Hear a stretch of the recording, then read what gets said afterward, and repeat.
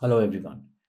In this video, we will now learn how to add user in the LeaveHub application. So let's get started. Go to the platform and click on the LeaveHub application. Go to the user menu in the left side option. This will display all the active users which are currently available in the application. Click on the add user button which is in the top right corner. This will display up the form for the user. Click on the first name, last name, and the email ID of the person whom we want to add in the LeaveHub application.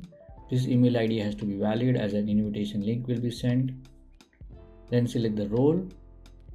So we'll select normal user which will have no privileges, and then click on add user. After that, a successful message will be displayed and an invitation link has been sent to the user. Now we'll see how the user can accept the invitation link and activate the account. So user has to log into the email, and email will be available with the activation link. Click on accept invitation button to join the LeaveHub application.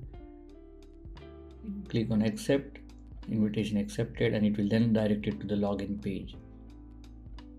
Then the user has to enter the email ID and the password. In this case, the user ID was already active on the platform, that's why it did not ask to set the password.